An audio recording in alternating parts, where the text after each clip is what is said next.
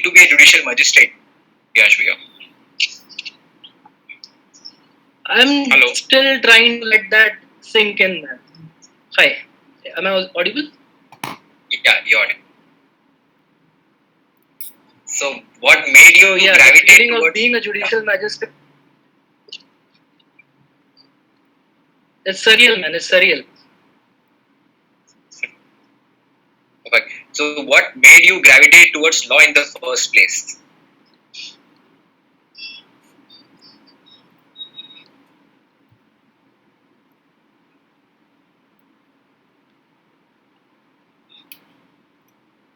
Hello?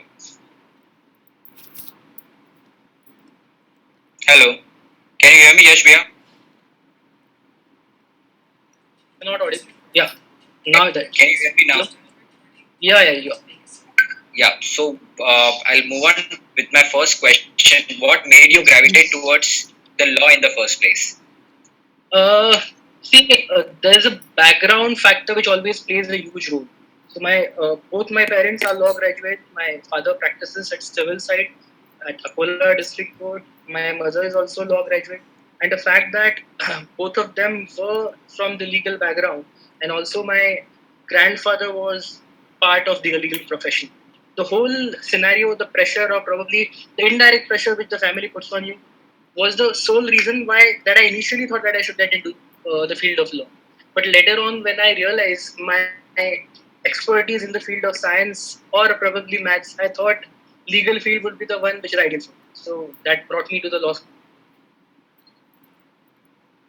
And when did you, after joining law, when did you make up your mind for judiciary? And what is the ideal time for anyone to make up their mind for judiciary? Can you just guide us? First of all, answering the first question, I cannot recollect a particular moment where I thought that I would join judiciary. As a kid, I always dreamt of being a judge because I saw it as a matter of fact that my parents used to always discuss what happened in the courtroom and the amount of respect which they gave to the judge, the fact that a particular person who is known to be a judge at that point in time has so many things in his hand. He can change the fortune of the litigants. He can make effective changes to the society. All these factors made me believe that if and when I get into judiciary, I think I'll be a useful resource not only to the society but also for a person who has been affected. And coming back to your second question, I think there is no appropriate time to think or to decide as to what and when you have to join this particular field. It's just that you have to think and understand and analyze as to what your qualities are, whether you have all those required qualities, or probably are you ready to sacrifice for this particular field, because there are lot many sacrifices which a person has to do if he or she wishes to join the judiciary. And the moment a person feels yes, he can actually sacrifice and is ready to take responsibility head on, I think he or she would himself or herself realize that that's the right time for him or her to join the or to aim to get into judiciary. So I think this would be the correct time to ask you the question that what do you think, according to you, is a mindset, quality, and attitude one must have, or build it, or one must sacrifice to be a judge? Right. So what happens is that generally when a person enters a law school and comes up with such kind of a mindset that a lawyer is supposed to argue and that a lawyer has to have few qualities which makes him a good debater, uh, we cannot really get into the field of judiciary by having such kind of an attitude. I mean, it is good to have argumentative skills, it's good to have persuasive skills, but the moment you get into law and you decide that yes, I am thinking into judiciary or that I should try and get into judiciary, they are given all these qualities. Because what you can do is right, you can pass orders, but you cannot speak. As a trial court judge, I can assure you that you cannot act as a high court justice. There's a huge difference between calling someone Justice ABC and a huge difference between calling someone Judge ABC. The fact that we are going to be trial court judges the moment we give the exam and appear for the exam itself shows that the first quality which we need to give up is that of our argumentative quality. The moment we get into this argumentative mode, we cannot be good judges. The first and foremost important fact to be a judge is to give up your argumentative skills and develop the habit to listen to the other person. I think that would be the first quality. Secondly, you also have to make sure that you love to read. Now, reading something which is fictional or probably non-fictional is not sufficient. You need to make sure that you're reading the books, you're reading, or referring to various judgments passed by the High Court and the Supreme Court, and you're making sure that you're reading at least one judgment every single day the moment you decide that you wish to get into judiciary. So when I thought that I should get into judiciary, the first thing which I was suggested by my parents was to at least make it a habit and read one judgment every single day. Now that judgment could be a trial court judgment or a high court judgment or even a Supreme Court judgment. But the most important fact is that I should be aware of the legal changes which are introduced today in everyday society, and I know what all amendments have been made, what all interpretations have been put forward by the Honorable High. So this is the second quality which I think anyone who wishes to get into judiciary has to develop. I think third quality is something which is change in the attitude which a person has to bring in. So what is expected, as in if you talk to any single person who knows what a judge is or who a judge is, they will call that person in India specifically. We call judge as Nyaya Devata, as in God of justice, because his primary duty is to do justice. Whether he really does that or not is subject to interpretation. I'm very sure about this. But then his duty is to do justice. So if a person is expected to do justice, he is expected to be unbiased. The moment I have bias in my mind, I cannot be a good judge. Now, does that mean that I cannot have my personal opinions? No. The only thing that I would like to mention here is that you can be someone who has his or her personal opinions, but then you cannot be biased when it comes to your thinking and the fact that when you're appearing for that particular examination, you have to make up the mindset that you're going to write the answers, you're going to go for the judgment, you're going to write the essay, you're going to appear for the interview with a mindset where you're not biased. Because the moment your bias creeps in, the interviewer or the person who's going to check your paper is going to reject it right then and there.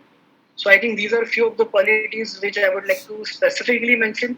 As our interview progresses, I think I'll focus on more of them. So yeah, it was a good insight. So what was your focus, if I may take you back to your law school? What was your focus in the college? Academics or curricular activity also? I think it was mixture of both. Now, I'm telling you all guys that you should not be argumentative, that you should not always indulge in debates. But I think I would not be honest to you if I mentioned that I was not argumentative. I was indeed very argumentative. I used to take part in various moot court competitions. I used to have a lot of debates with my friends, also with people who used to be part of the curriculum, also part of people who used to be our professors. Because this was my habit, which I had to change gradually during those 5 years. So maintaining marks. Now, for example, if we have students from first year, second year, and people who are juniors, this is specifically for all you guys. You need to make sure that you need to score well. Now, there might be many people who tell you that you don't need to score well so as to be successful in future. But then there are two basic requirements from a candidate who's appearing for the judiciary, and those requirements are as follows: that you do not need to fail in any of the subjects. You cannot flunk in any of the subject, and if you flunk in any of the subjects, you're not eligible to appear for this examination as a fresher. Second thing, you need to maintain your marks. Now, it is not necessary that you should score above 60 in each and every semester, in each and every paper, but then I think scoring above 55 is not a big deal if you take the exam seriously. I understand that internships, your other curricular activities, probably mooting or debating is as well important. But the fact that you need to score well so as to be eligible to appear for any of the examinations is something that you have to keep in mind from the first year itself. So this is something which you have to make sure from the very beginning. Maintain your marks. Make sure that you're learning each and everything. Maintain the fact that having good relations with all your seniors, and at the same time you're reading proper authenticated books so that you keep yourself up to date. So please, now we'll move on to the second part of our session. Please, can you put some light on the paper pattern and the subject of the Maharashtra Judicial Services exam? Sure. So first of all, I would like to make it very clear to all our viewers that I have appeared for Maharashtra Judiciary, and it is very clear that every state has its own way of conducting the examination. So what I'll be discussing and sharing with you guys is conducted in Maharashtra Judiciary. There might be some difference between the subjects which are involved in the other judiciary, the other state judiciary. There might be difference between the level of difficulty and also many other changes. But I would like to discuss the subjects which are there for Maharashtra Judiciary prelims examination. Basically, there are 12 subjects. I would like to just mention them: CPC, CRPC, Evidence, Constitution, IPC, Contract, Sale of Goods Act, Partnership, Limitation Act, Maharashtra Rent Control Act. Because this is a Maharashtra state, we have a specific statutory law, that is Maharashtra Rent Control Act. Then we have Transfer of Property Act, and we have Specific Relief Act. These are the 12 subjects which we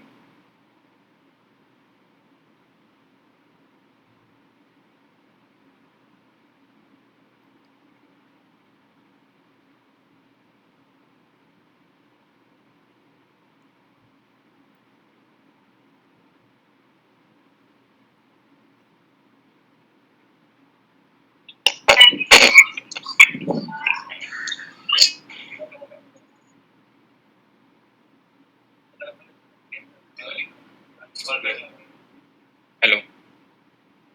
Hello. Hi. Yeah. Sure. Hi. Go ahead. Go ahead. I think I just lost the link. Can you please repeat the question so that I can just continue from where I left?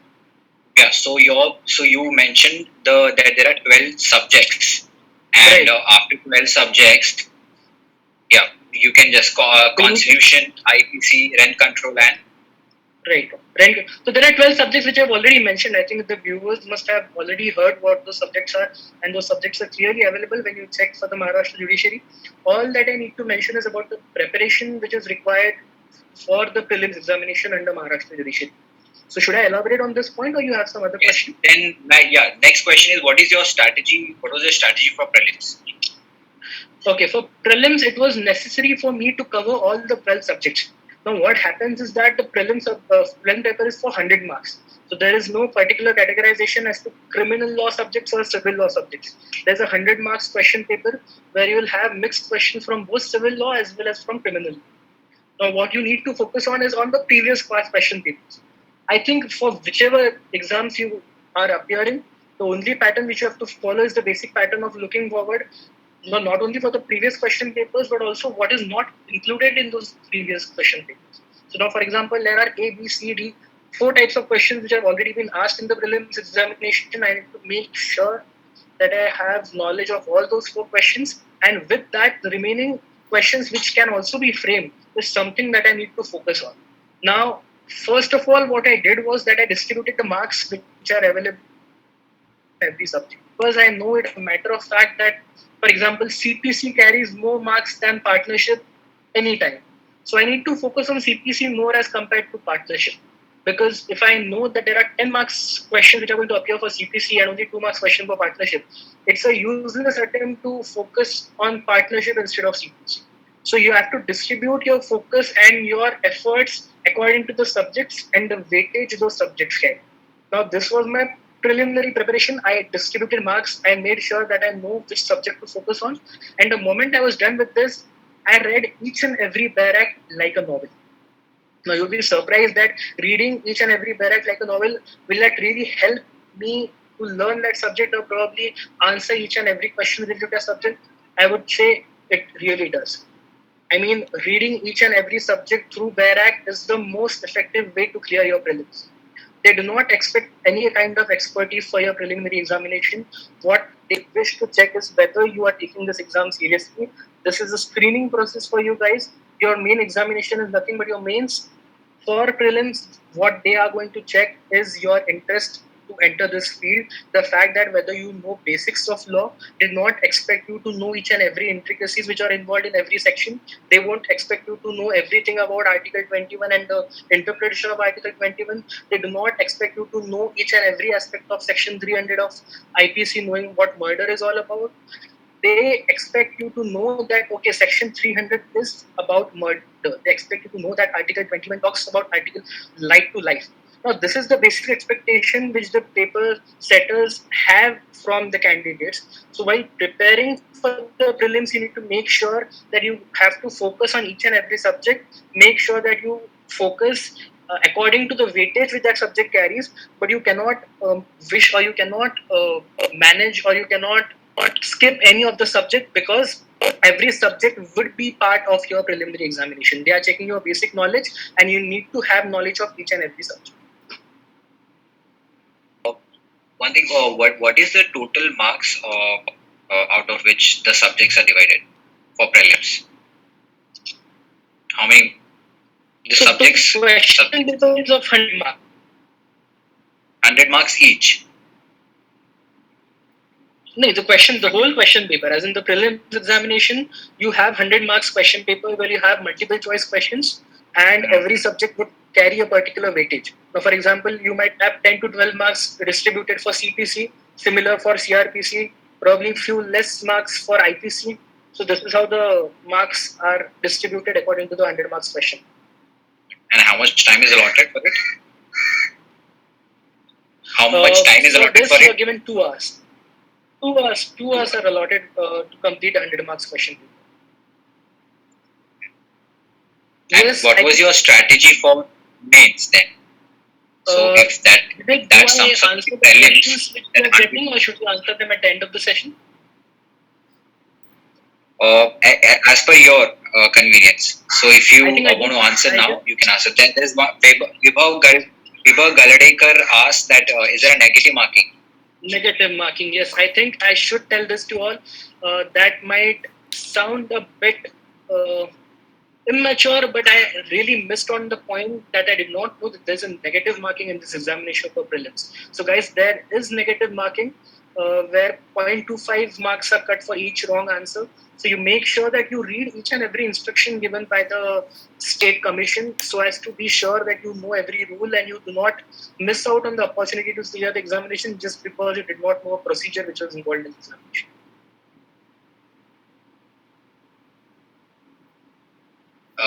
There's question from Damini Dahale. So can you please tell us how to read X? It depends, Damini. I think what you have to make sure is that you focus on subjects. Probably if you feel that it is a Herculean task to complete and focus on each and every subject, what you can start with is with the easy subjects, the subjects which you feel you are comfortable with. The moment you get into that groove of preparing for the examination, I think you yourself will realize what would work for you.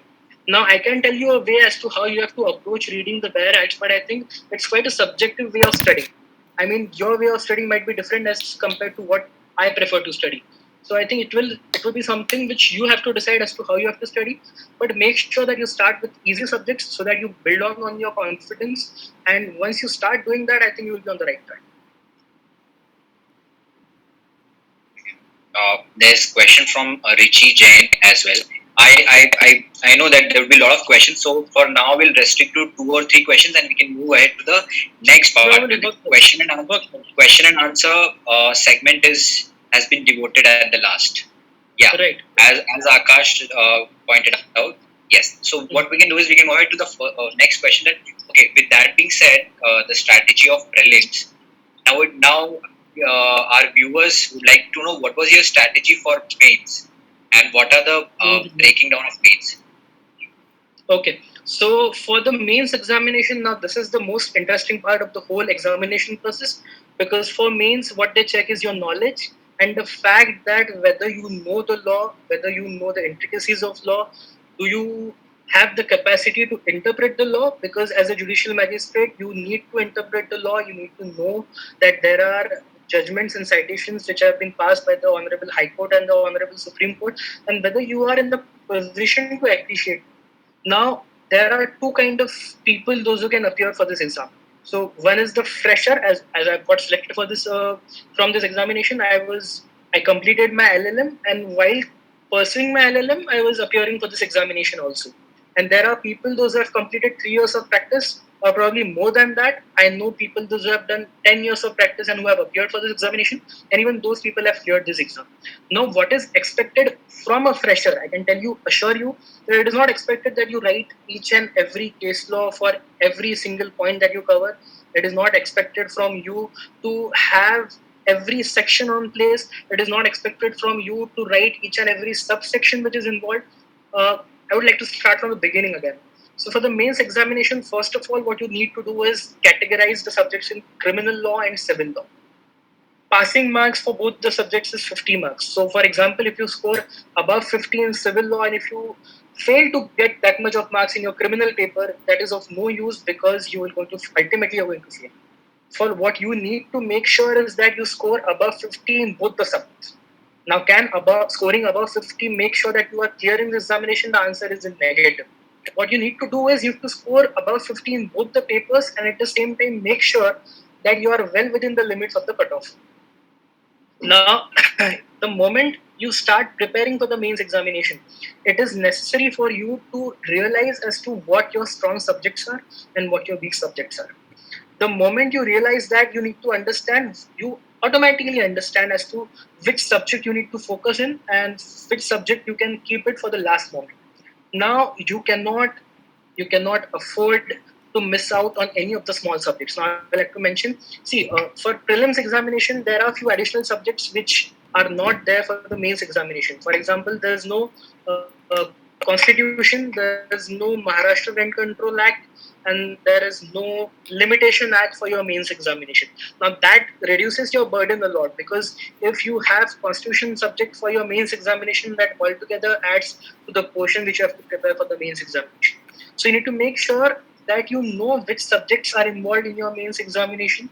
You need to make sure that you know what are your strong subjects and what are your weak subjects. And the moment you realize that XYZ is your weak subject, for example, because my father is a civil side practitioner, because I have always loved civil side, I always knew this as a matter of fact that I'm not good with the criminal law. So what I did was, when I started for my mains preparation, I just did the reverse of what I did for the prelims. So I started with the criminal law first, because I knew that criminal law is something which is going to be difficult for me to handle. So you guys need to realize which subject is going to be difficult for you to handle, and you have to start preparing for that subject on the first basis.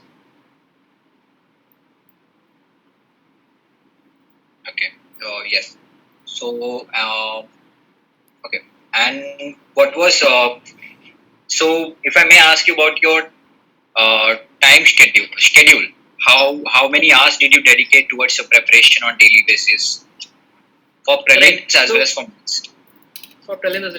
So I tell you, as I already mentioned, that I was appearing for my LLM. I had 1 year LLM course from SPPU, that is our Savitribai Phule Pune University, and that kept me busy for the whole day. I was not able to manage both studying for JMFC and at the same time studying for the LLM, because as you all know that 1 year LLM is quite hectic. So what I did was that I somehow got help from a friend of mine who is now my fiance. So that was some kind of an added benefit for me. But for you guys who do not have any kind of help and have to prepare for both the examinations simultaneously, all you guys need to do is to prepare a timetable. I would suggest you can spend almost 10 to 15 days in preparing a timetable which you guys feel would work. Uh, if I talk of my experience as to how I prepared for the examination, I don't remember a single instance where I was awake after 11 p.m. or I got up at almost 5 or 6. My timing was quite normal. I did not uh, burn the midnight oil or something. I did not take those extraordinary efforts which generally people tell you to take. All you need to make sure is that you take moderate efforts. You cannot afford to waste the time which you have during the whole day. If you're able to manage that time in a proper basis, if you can use that time resourcefully, I think you don't need to wait or don't need to take extraordinary efforts. Because my timing, as much as I remember, I think I was comfortable because I was in Pune and my hometown is quite far away from Pune. I used to visit Starbucks and study at that particular place. Now, many of you might wonder as to how one can really concentrate at a place where there is so noise and commotion and people coming and going. I had my earphones with me. I used to just plug them in and study for my examination. So pattern can differ from person to person. The only thing is that person who has the right intent, I think, will make sure that he finds time to prepare for the exam. And what if a lot of people think of judiciary from their law school days only, I have seen people preparing for judiciary since third year or fourth year. How recommendable is that?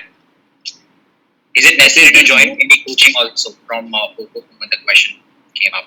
About the coaching, I think I'll answer that question about the coaching. So there is this Award Sir's Law Academy, which I think almost all the students who are studying at ILS Law College might have heard of. Even I joined those classes for my mains preparation. Because of my LLM, I was not able to complete those classes. I was just able to attend the class for 1 month. But after that 1 month, what I gathered was it's not impossible for a candidate to prepare without classes. I think the moment you understand what the strategy should be, what your own capacity is, and the moment you come up with a good timetable, classes are not at all necessary. But I would still recommend each and every one of you to join classes which you are good for you, because what happens is that at times when we are not serious about the whole preparation thing, and when we feel that we are not giving enough time or we are not serious enough for the examination, I think these classes help you to build up that kind of a pressure, because you get to meet people who have similar aims for their life. They prepare for this examination by taking a drop. They are dedicated to the examination. There are students who come from such humble background where missing out on this opportunity to join the judiciary is not a luxury which they have. So probably when you see them taking all those efforts and amount of dedication which they have, I think you guys would be pumped up enough to prepare for your exams yourself. One thing I would like to know that as we don't, I've just got information that we don't have a time limit. So we would like to. Okay. What do you suggest? We will continue the 80 minutes and continue, or you want to take 5 minutes break? I think I'm fine with everything. I can continue. Okay, then we can continue. We can have a continuous 1 hour session. Okay. Yeah. So okay, moving ahead, and I see that there's you can give some insight of what is the importance of answer writing or judgment writing and essay writing also. These are the questions which are asked in the exam as well. Okay, first of all, I would like to give you the classification or probably the marks distribution. So there are two papers, as I already mentioned. There you have civil law paper and you have criminal law paper, and you have to appear for both the papers at the single day. So that is a 6 hours continuous sitting and writing the paper, and it is, trust me when I say this, that it is really exhausting. So first of all, before you start, or probably before I talk about as to how your preparation should be regarding the judgment writing or answer writing, make sure that you are in habit of writing on the first piece. If you are not able to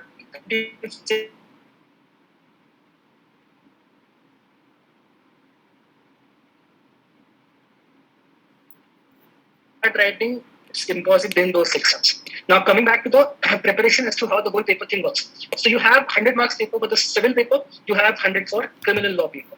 In the civil examination, you have 20 marks judgment and 18 marks theoretical paper. Whereas for criminal law, you have 20 marks for judgment, 20 marks for your essay writing, and 60 marks for your theoretical paper. Now, I would specifically like to focus on the criminal law paper, because here you have 40 marks in your hands. The moment you decide that you want to get into judiciary, and if you decide to focus on these two essential part of the criminal law paper, I think you can clear criminal law paper without taking much of effort. The judgment part, I think for the judgment, we are not expected to write judgment in such a fashion that it would sound good or it would look good to each and everyone who is reading the judgment. The fact that you are a fresher and probably have not practiced enough to write that judgment itself shows that what is expected from you is the fact that whether you have read the judgment on the first place. Generally, when we prepare for our moods when we are at college, or probably when we read the judgments, we are in habit to read judgments which are delivered by Honorable High Court or Honorable Supreme Court. But if you wish to get into judiciary, and if whenever you plan to prepare for judiciary, first thing that you need to inculcate the habit that is of reading the trial court judgment. Because if you are not in habit to read the trial court judgments, it won't be easy for you to write those judgments.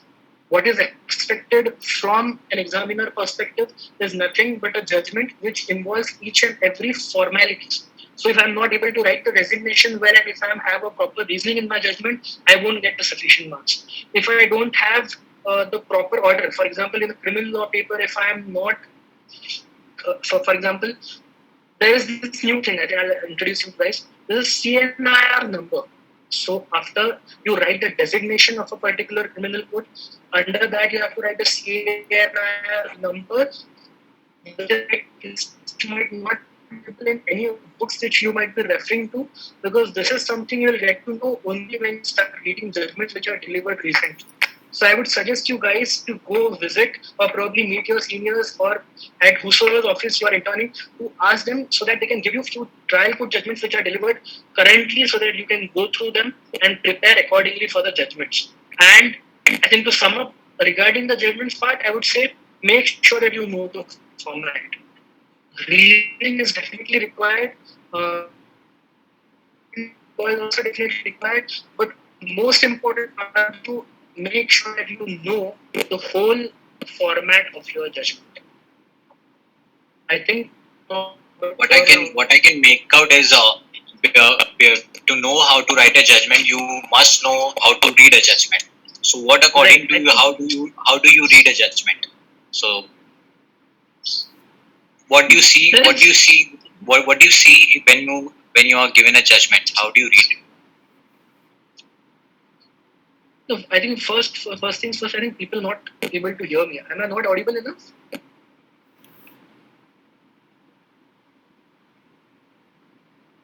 You can wait for 2 minutes because the Yeah, we voice can is wait cracking. for 2 minutes. There was some voice was cracking. Okay.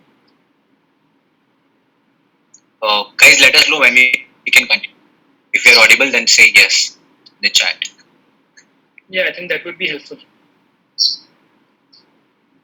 Okay, we are getting a lot of messages from people to say that we are audible. Perfect. Continue. Perfect. Okay. So Continue. Yeah. I think there is no particular way as to how you should have an approach while reading the judgment. You have to make sure that you take your time out to read each and every judgment which comes to your hand. So what you can do is probably the moment you get into your third year, I'm very sure that many of our students try to go for internships. They join some offices of a lawyer. Now, if you already have this thing in your mind that you want to enter the judiciary, it's quite necessary that instead of joining a corporate office, you need to join a lawyer's office. So the moment you join a lawyer's office, you will definitely get to read a lot of trial court judgments. And if you really want to get into the judiciary, you know it as a matter of fact that you cannot get into higher judiciary. So there is no point in interning with some hi-fi high court judge or a Supreme Court judge, because all you need to prepare for during your trial court is nothing but the trial court judgments and the trial court arguments. Because I think I referred to the old interview which was conducted by Advait, and he also mentioned that the fact that a person who is good at trial court or a lawyer who is good at trial court, he is the one who probably bakes the whole argument or probably the whole case. Because if the foundation is weak, the case doesn't sustain at the High Court or the Supreme Court level. In the similar fashion, because a particular person is aiming to crack the judiciary and wishes to get into judiciary, he knows that he needs to prepare for the trial court judgment, and the only solution to be good at those trial court judgments is to read those trial court judgments on the first. There's not the High Court and the Supreme Court judgments. Definitely, if you have time, you can refer to your High Court and Supreme Court judgments, but most of your time should be dedicated towards trial court judgment, because there where it lies the art or probably the skill to understand what a trial court judgment is. With getting the strategy of prelims and mains, interview also forms the substantive. It also covers the substantive part, because just clearing pre and mains won't let you in judiciary. So what happens? So please give us insight about the interview. Right. And after clearing the exams, what happens in the interview? So I know that you're asking a question regarding the interview, but then I would like to suggest each and every viewer that if someone has this inferiority complex that he or she is not good with the language part of it, if someone believes that he or she is not good with the vocabulary, or if they believe that they cannot speak in such fashion that would attract a lot of crowd, it is totally okay, because you are entering judiciary, and that is a state level judiciary, a trial court judiciary. So what is expected from you is to know the local language first and then your English language. So if you're good with your local language and if you're still struggling with your language, that is your English language, I think that is completely okay. No one should really feel inferior or should feel demotivated with the fact that he or she is not good with the English language. By clearing this particular notion, which I wanted to clear, I think I'll go for the interview part of it. So what happened was there are two panels generally, at least in Maharashtra usually, there are two panels who conduct the interview. So during my interview, there were two panels. One was of Justice Menon, who sits at the Bombay High Court, and again Justice Badar, who also sits at the Bombay High Court. Now, these two panels were available for our interview, and our interview went around for almost 10 to 12 days because there were a lot of candidates who were to be interviewed. Now, first of all, you need to be sure that because you have cleared your mains examination, it is clear to the interviewer also that you are capable enough to join the judiciary. Now, what they are trying to make sure by taking this interview is whether we are taking the right candidate or not. Because there can be such kind of a doubt in their minds that probably someone who is good at the theoretical part of it might not be someone who can handle the day's pressure. What they are looking forward to is not your knowledge, because your knowledge has already been tested by conducting the mains examination and you have cleared it is the reason why you are appearing for the interview. The fact that your knowledge is sufficient makes you compatible enough to appear for the interview. So you don't really need to worry or focus much about the theoretical part of it.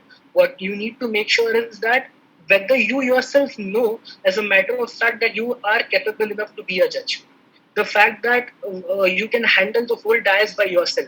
The fact that there are not going to be people those who belong to elite class. There are not going to be people who are your friends. There is not going to be a dummy court. You're not arguing in a moot court competition. You're not being a judge of a novice moot court competition, or for that matter, furnace moot court competition. You're going to handle the live dais. There are going to be problems each and every day, which is something which you might have not heard during your curricular or probably during your law school time period, which in the law college. There are going to be problems which are to be understood situationally, and there are going to be solutions which you need to come up at that very moment. So what they are looking for during your interview is nothing but the confidence which you have, the capacity which you have, and also the fact whether you are capable enough or gracious enough to accept the fact that you do not know answer for a particular question. I think that is the most important quality which a person should have. If I do not know answer for a particular question, it is expected from me that I accept that I don't know the answer for that question. Because the moment I try to fool the interviewer, I will be getting fooled and I will be rejected straight away.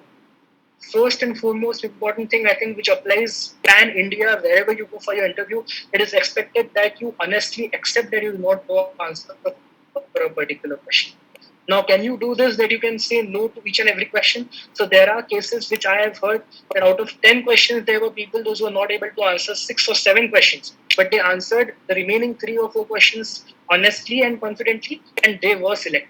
So it is not the case that if you know answers for each and every question, you're going to get selected. The fact that your attitude to answer those questions is the most important thing while facing the interview.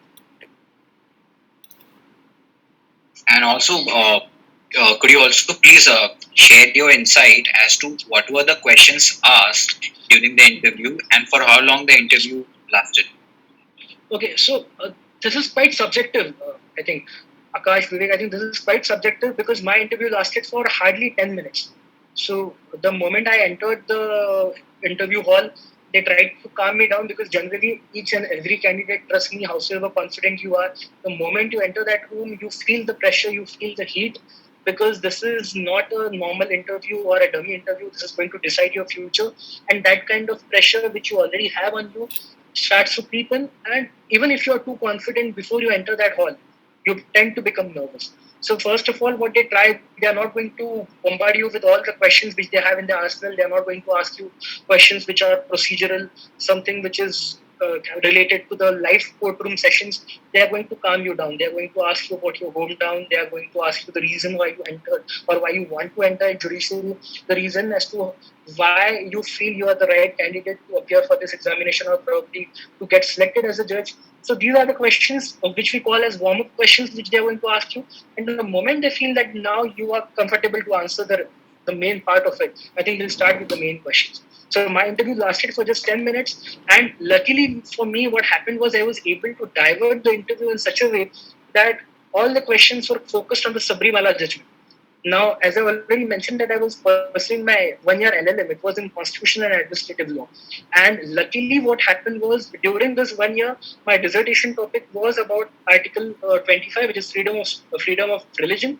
And I particularly focused on the Sabrimala case and the dissenting judgment of Honorable Justice Indu Malhotra. So that really helped me, and I was proved lucky. But there were other candidates who were not asked questions about which they already had the knowledge of. So what you need to be sure of is the fact that you should be the one who should be guiding the interview. I mean, I'm very sure that the interviewers are very smart. They can ask you questions which are random questions which probably you don't have answers for. But what you answer or probably what your attitude is during the interview helps you to navigate through the interview, and probably you can channelize the interview in your favor. Oh, that's a very good insight that you. It's like any other interview. You have to channelize Right. the questions which It will is be like put in up. any other interview. It is definitely like any other interview. It's just that the amount of pressure which you have on yourself is something which comes from within.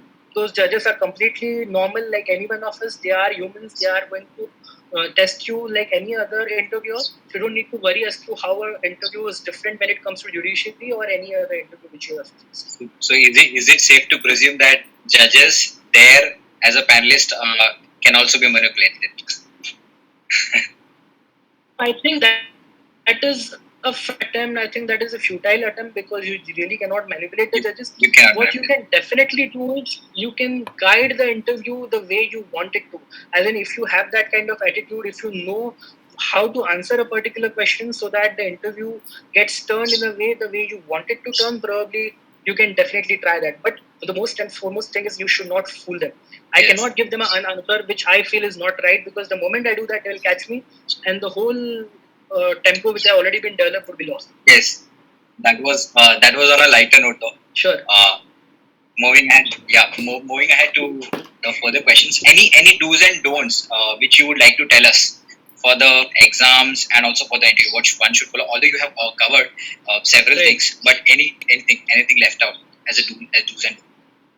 I think I will tell you the change which I brought in myself so that I'm eligible to appear for this exam or probably be good at it, was the fact that I was myself a biased person. So probably every one of us comes from a particular background. Even the judges which we know who are there in the High Court or the Supreme Court, they have a background to them.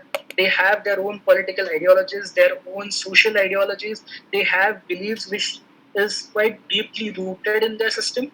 You need to give up on those ideologies or those beliefs or those notions which you have about politics, be it about social aspects or any other things which you feel you are biased about. Because you are going to be a judge and it is expected from you that you are going to be neutral.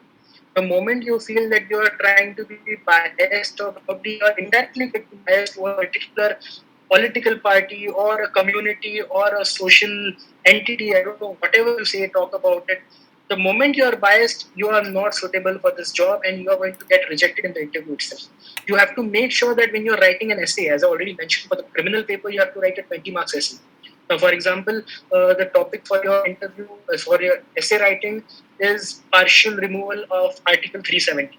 Now, this might be a case where you might not agree with the removal of Article 370. You might be in strong favor of removal of Article 370, but you cannot afford to write that down in your paper. You need to have a neutral approach. You cannot just follow the wire or you cannot just follow Swarajya. You have to follow both the pages. You need to know both the sides. You need to be quite neutral. Now, being neutral does not mean that you do not need to indulge or probably read each and every article which is available online. You should be in the capacity to read both the sides. Probably if you agree with A side and don't agree with the B side, you cannot afford to not read the B side. You need to read what B has to say, you need to read what A has to say, and behave and act in such a fashion that when you appear for the interview or probably when you join your training or you become a judge, you look like a judge. Because this was a classic example which is given from few of my mentors. They said that if you wish to be a judge and you probably go visit a Panthela or probably you go with your friends outside party and are found somewhere in the club, or probably you go out and create ruckus, or probably you get indulged into a particular fight, or probably you get into some kind of a debate on social media. I think that is something which would act as a black spot in the judiciary, and that is the least thing which is expected from the people those who are going to select. So first of all, first and foremost, habit which you need to give up when you and whenever you feel like joining the judiciary or preparing for judiciary is to stop being biased, because that is the last thing you do when you wish to enter the field. One important question, which is also pointed to me by Akshat. He's asking, although we have tried to cover the Maharashtra judicial exam, Right. mostly. I would also like to know, and also the viewers, that how to because the viewers are also from other states. What do you suggest how to prepare for different exams at the same time? Because although there would be some differences, for example, vernacular language exams can be different, but there would be some part of subjects. Yeah. So could you enlighten us on that? I think Vivek, the first and foremost important thing for you to know is that you need to make sure as to which exam you are planning to appear for. Now, for example, if I'm planning to appear for Madhya Pradesh Judiciary and Maharashtra Judiciary, I need to know what subjects are involved. I need to have the same kind of strategy. I need to make sure that I have a strong hold on the subjects which I feel I'm good at. I need to make sure that I am working on the subjects which I think are weak. And this is how you generally have the approach to prepare for each and every examination. Other than that, I think I've already mentioned as to what kind of attitude a person has to have, and also the fact that you need to believe that you can clear the judiciary. If you feel that you'll not be able to handle the pressure of preparing for your semester examination or probably for your LLM examination and your state judiciary at the same time, I think you have lost the half battle then and there. You need to believe that you can prepare for the examination and take efforts accordingly. You need to make sure that whichever local state law subjects are involved in that particular examination, you're good at it. Also, if you're preparing for Maharashtra Judiciary, you need to make sure that you know the local language. In the similar fashion, if you're preparing for any state, you need to make sure that you're good at with that particular language, because English might help you to write a good judgment. English might help you to create a good impression on students those who are there with you during your law school life. But if you are not good at the local language which is involved in that particular state from where you come, or probably from where you wish to appear for your examination, you won't be able to read the FIR, you won't be able to read the charge sheet, you won't be able to handle daily affairs, because every single document comes in the vernacular language. So I think even if you're appearing from some other state, you need to make sure. I would also give a small suggestion, a humble suggestion, which probably people might ignore if they wish to. But I would suggest that you do not try to attempt for each and every state examination. Pinpoint those states where you really wish to go and be a judge, or probably you see yourself acting as a judge in that particular state, and prepare accordingly, because life as a trial court judge is not easy. Even though I belong to Maharashtra Judiciary, I know it as a matter of fact that going to a particular taluka or probably a small place where only there are chances that I can be the only judge at that particular place is quite difficult. So make sure that you are not giving the exam for just for the heck of it. You are giving it just because you want to prepare for some other examination. Make sure that your focus is on point. You know which examination you wish to give, and the examination which you wish to crack, and the one where you actually want to be a judge. Okay, so it is preferable to target one exam and then start preparing for it. Otherwise, yes, it should I think that is the best strategy. So on the same line, I have an opinion-based question. Recently, I read a news that all India judiciary exams would be conducted from 2021 onwards. So, what is your opinion on that? I think Vivek, they are still planning out on that particular aspect, because most of the states have rejected the idea of conducting all India judicial examination. Many of the states have their reservations for conducting such kind of an examination. It's quite natural to have such kind of reservations, for a simple reason that a particular candidate is good at a particular language. Now one might argue that there can be cadet system which is generally available even in the UPSC examination, but then the whole plan to chalk out and to bring it into execution and to make sure that only merit is involved and only we get good judges is quite a difficult task. I guess there is a lot of work to be done from the side of the government and also the Supreme Court, because the matter is already pending in front of the Honorable Supreme Court. I think we'll see as to what happens with that aspect. Okay, so yeah, that can be one of the difficulty why this thing is not being implemented. One another opinion-based question which I have is, and also all of the viewers would have it, that what is more preferable, joining the judiciary after 3 years of experience, or as soon as you're out of your 5 years? What is more preferable?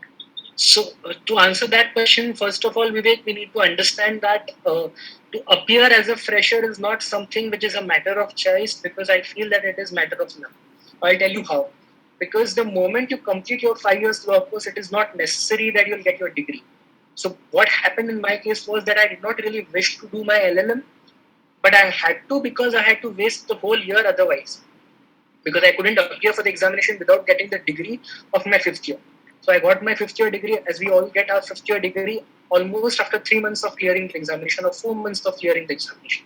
So to make sure that you invest that 3 months time period or probably the whole year after that, I prefer to go for LLM.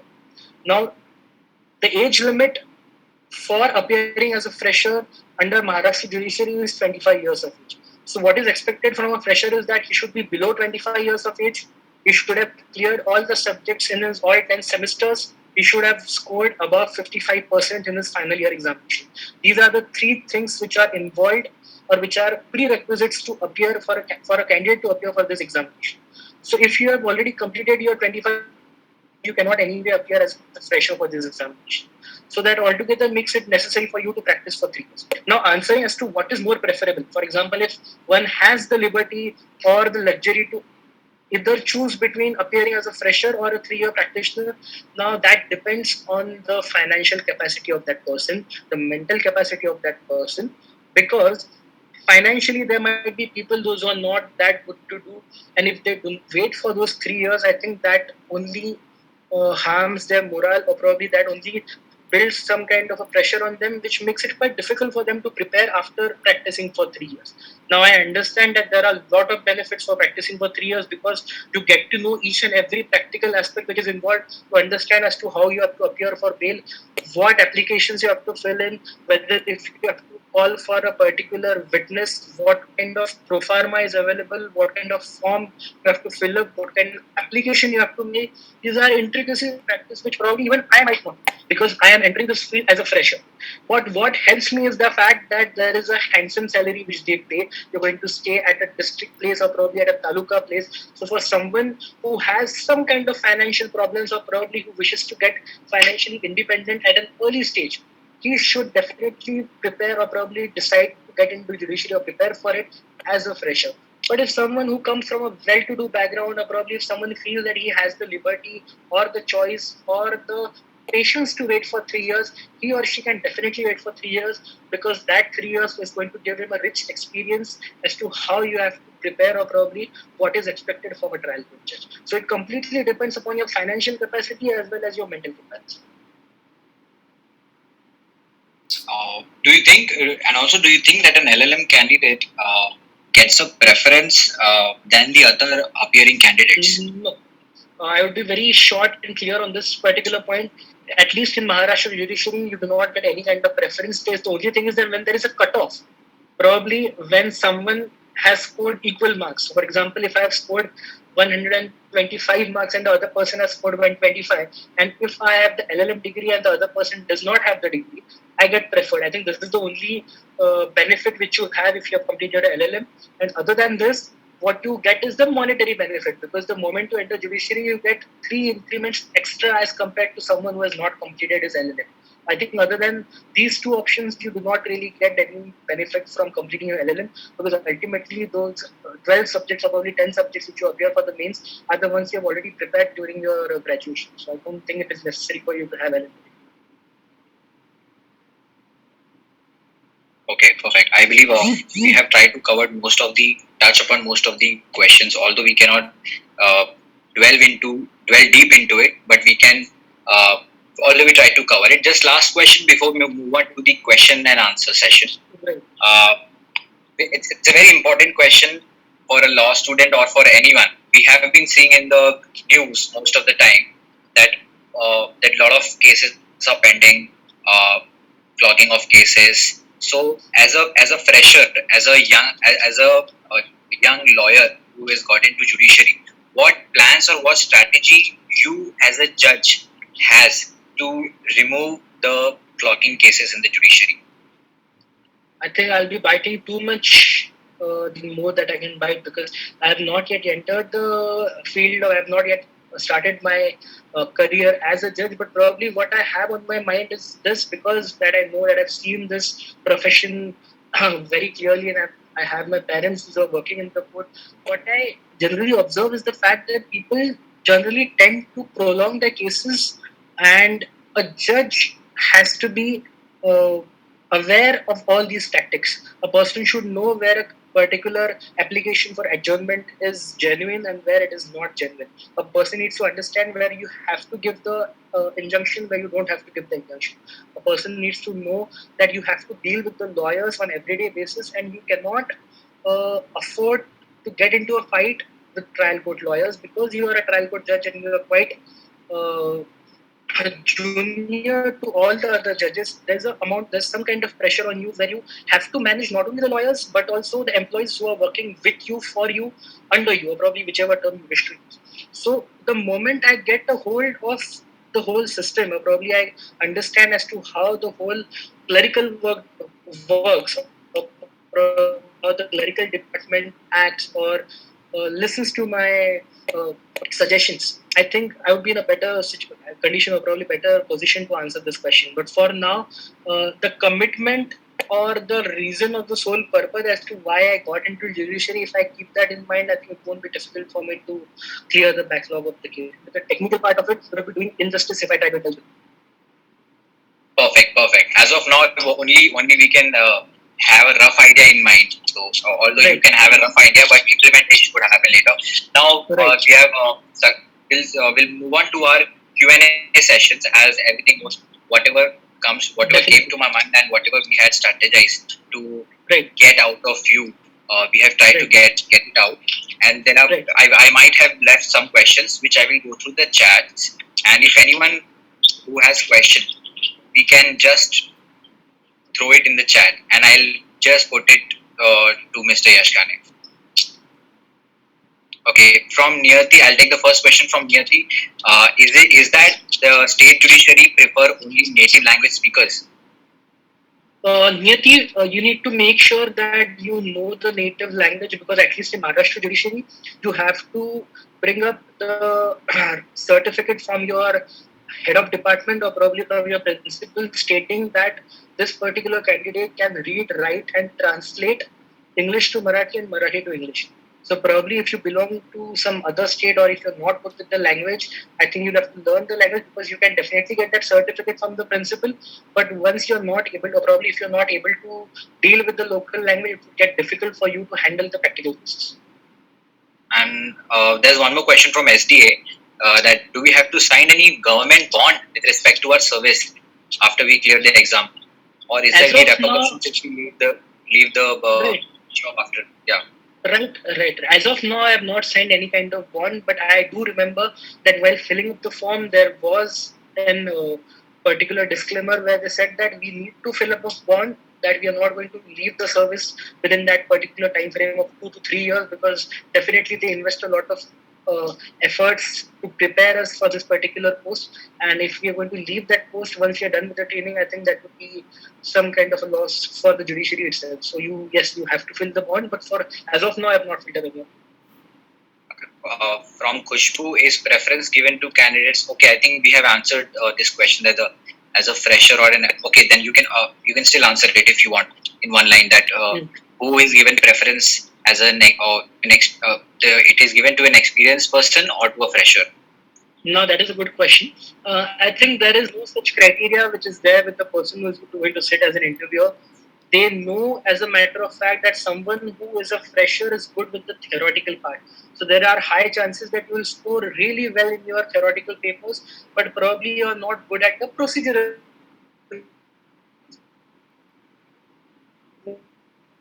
interview. Doing a lot of intricacies, optical and technically, if not score in the main examination because of the influence in the exam. So I feel there is equal opportunity for both freshers as well as practitioners to make it to the judiciary because from when I candidates was selected from my batch, about 70. I think your voice is breaking. Hello. Do I need to answer? No, I think they couldn't hear it. Even I. We can wait for a minute and then try again. Can you speak for a while so that I can make out whether you are audible or not? Hello. Hello. I think he has lost the connection.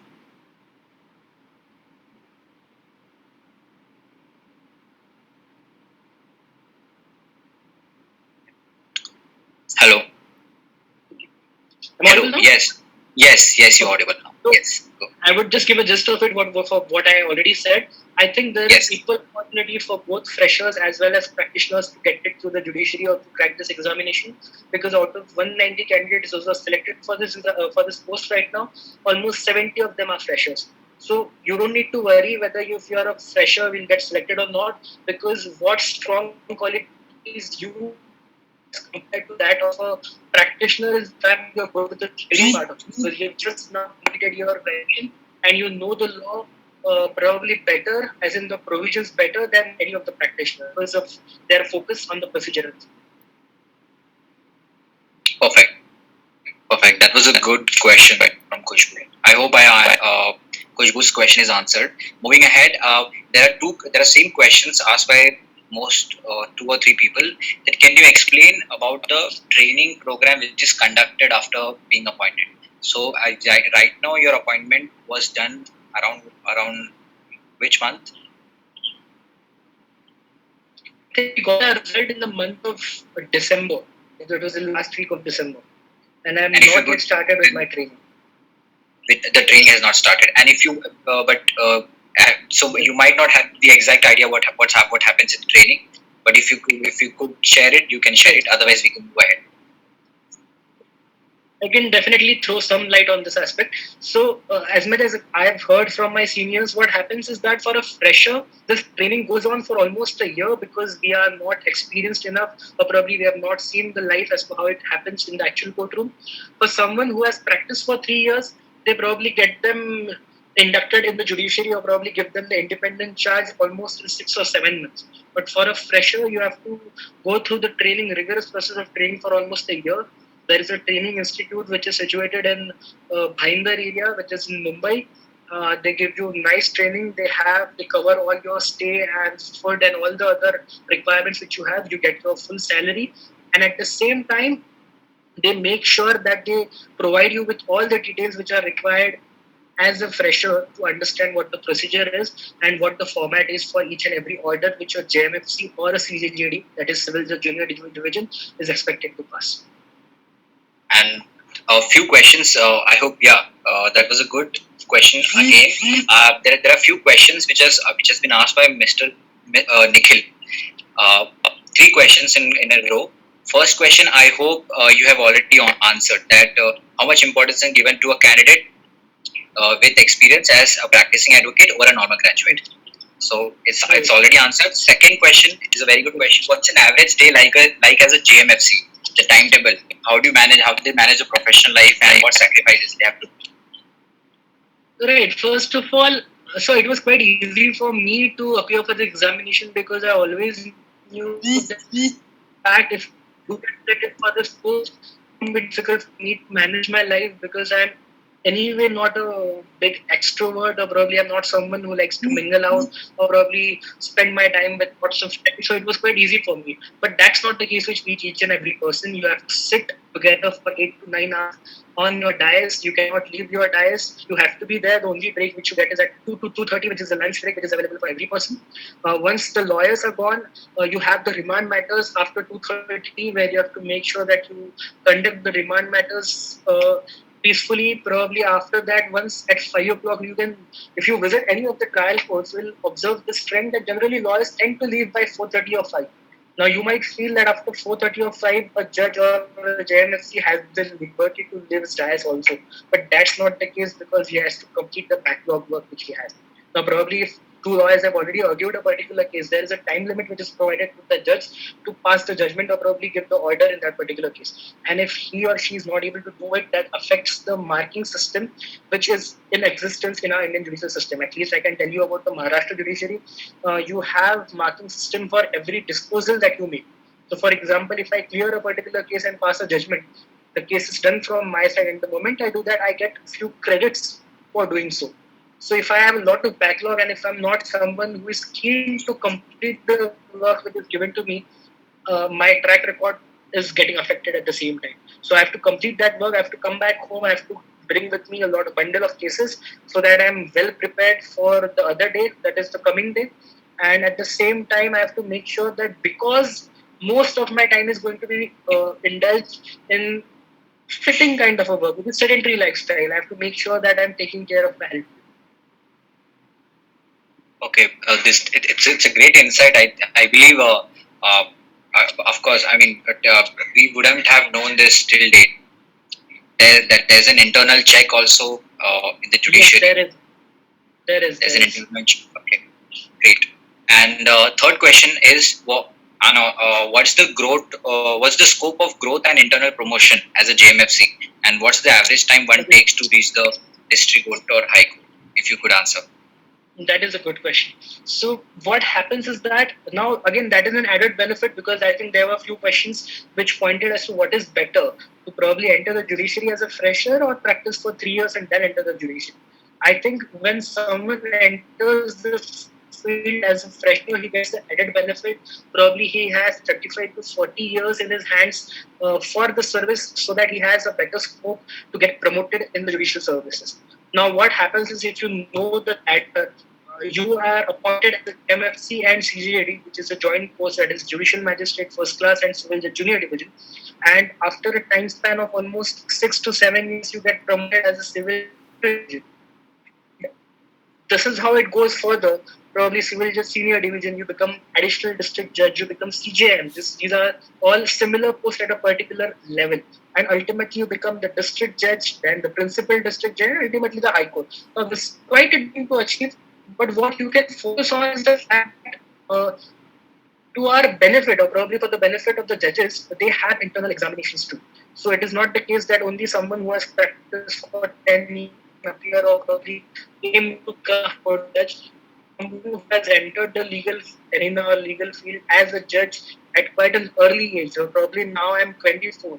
So if I take the proper efforts, if I have luck, if I have proper channelize my efforts in a proper manner and appear for all the internal examinations, there are high chances that someone who is of 25 or 24 years of age can definitely retire as a high court judge. So this is not the case that if someone enters the trial court, he is going to stuck there, or probably his growth is limited only to a trial court arena. He can definitely get elevated as a high court judge if he takes the right steps at the right time and has the aim to be a high court judge. Because if you do not appear for the internal examinations and you feel satisfied with the kind of life or probably the salary or probably the lifestyle which you are leading, being a trial court judge, I think that he or she cannot really progress. But if you have the right kind of attitude, I think everyone can definitely try to get elevated.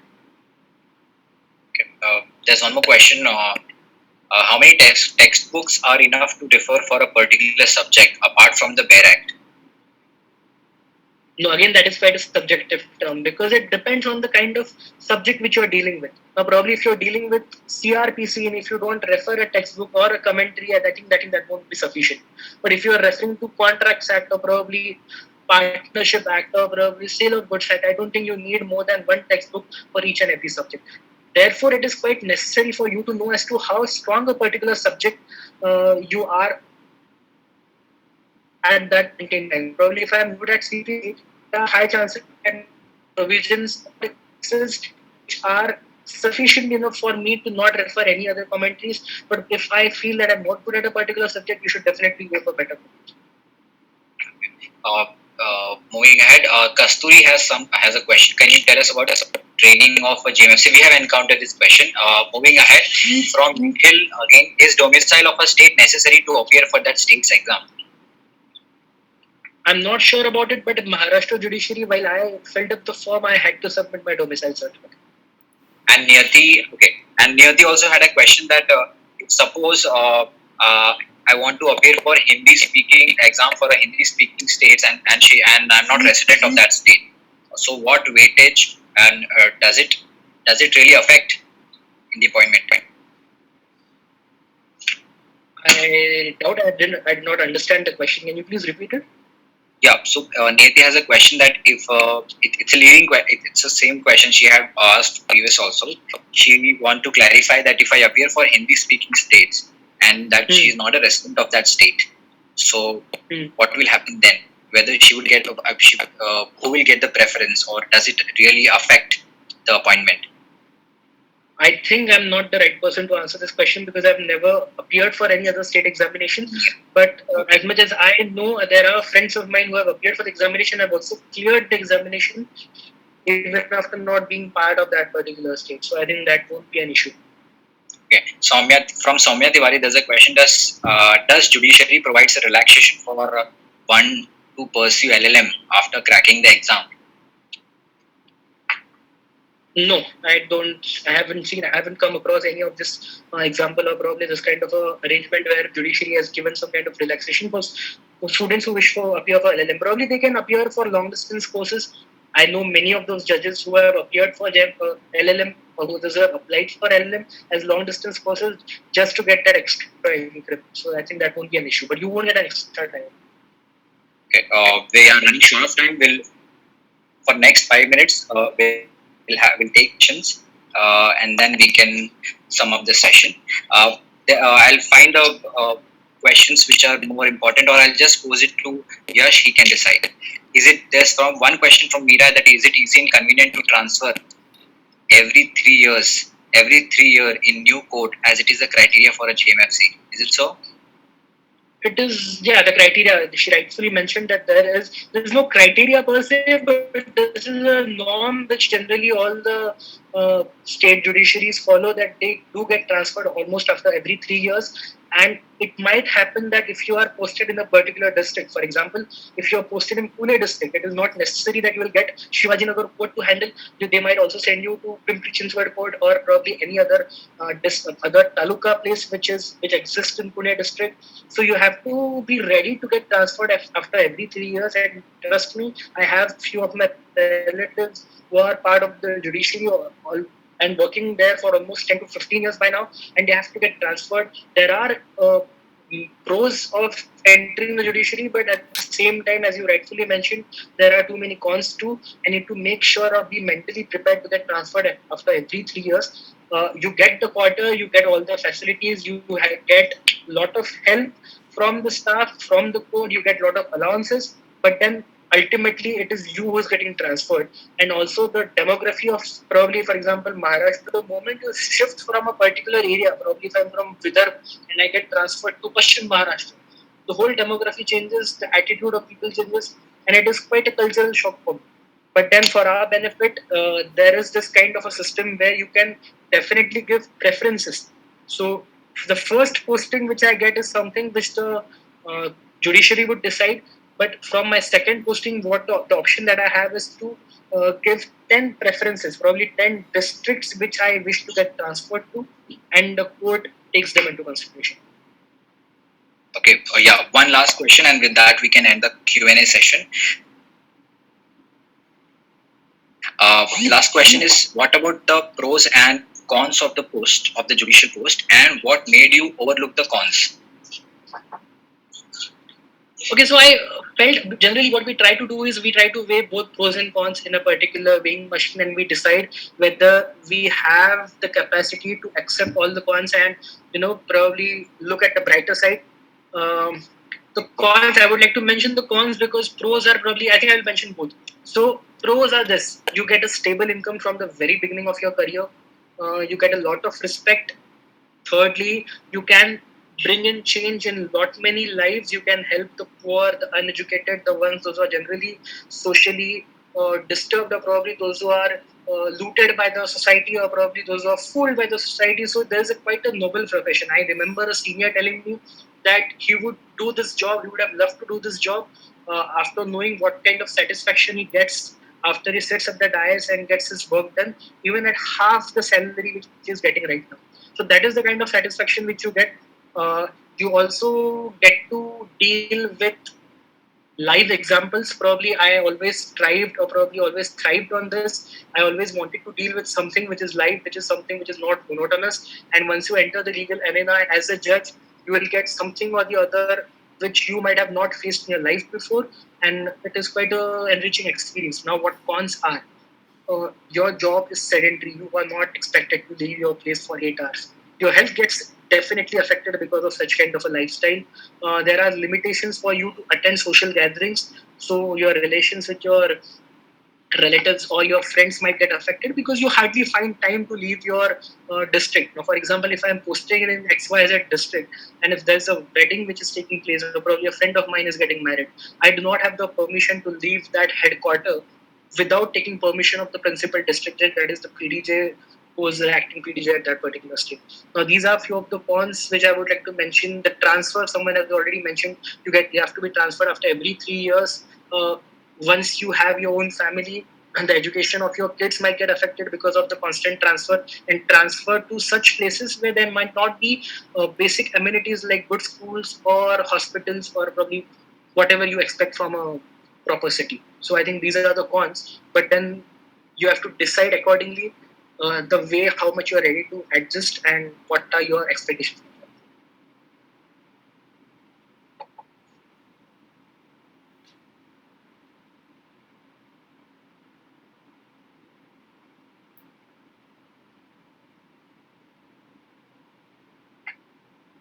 Vivek?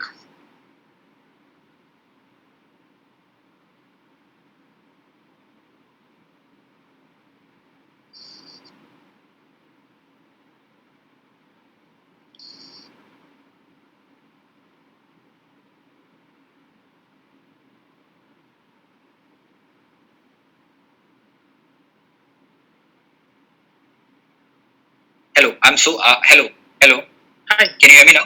Hello. Yeah. Yes. Thank you.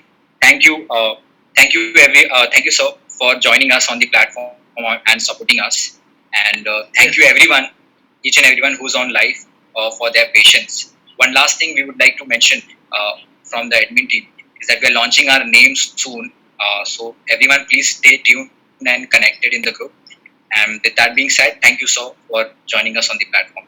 We'll Thank be you so much. Thank you looking so forward much. to It host was you my again pleasure to be here. whenever you happen to come, and if whenever you happen to come, Definitely.